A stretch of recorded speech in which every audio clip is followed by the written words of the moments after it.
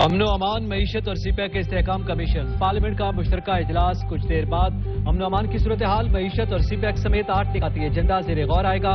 اجلاس میں 8 فروری کو پیش کردہ تحریک پر بھی بحث ہوگی۔ پی ٹی آئی کے خلاف قرارداد بھی متوقع۔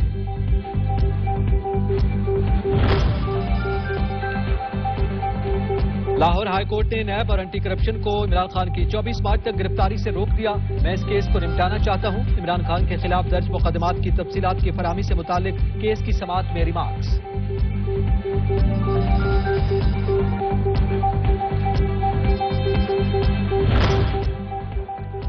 عمران خان سمیت دیگر رہنماؤں کے خلاف درج مقدمات کی تفصیلات لاہور ہائی کورٹ میں پیش۔ عمران خان سمیت دیگر کے خلاف کل 130 مقدمات درج۔ اسلام آباد میں 9 مقدمات انسداد دہشت گردی کی دفعات کے تحت درج۔ سب سے زیادہ مقدمات کی تعداد لاہور میں 27 ہے۔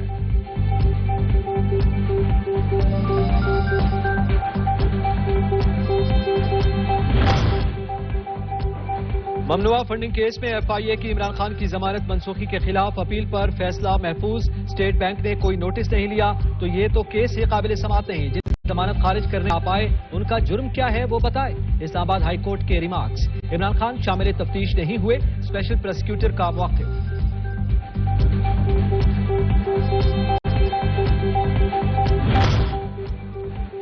وزیر اعظم کا اسلام کورٹ میں تھر نووا کا افتتاح۔ کہا وقت آ گیا کہ سی پیک منصوبے کو استحکام بخشیں۔ آج پورے پاکستان کے لیے خوشی کا دن۔ تھر کی روشنی پورے پاکستان کو روشن کر رہی ہے۔ دہائیوں کی محنت کے بعد صحرا کو صنعت و حرفت کا مرکز بنا دیا گیا۔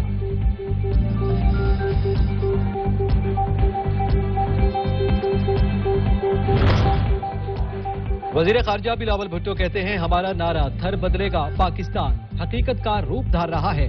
منصوبے کی تکمیل سے ترقی کی مزید منازل طے ہوں گی۔ بے جا تنقید کرنے والوں کو یہ بہترین جواب ہے۔ تھر پارکر میں تھر نوا منصوبے کی افتتاحی تقریب سے خطاب۔ چین سے اظہار تشکر۔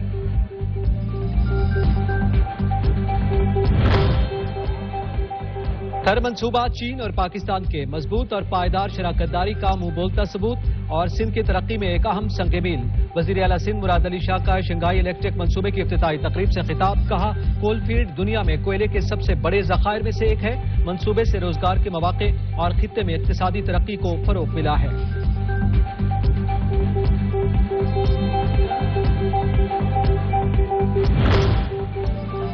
وطن کی حرمت پر قربان ہونے والے نڈر بیٹے کی نماز جنازہ ادا۔ جنوبی وزیرستان کے علاقے انکورنڈا میں دہشت گردوں سے فائرنگ کے تبادلے میں آئی ایس آئی کے بریگیڈیئر مصطفیٰ کمال برکی نے جام شہادت نوش کیا۔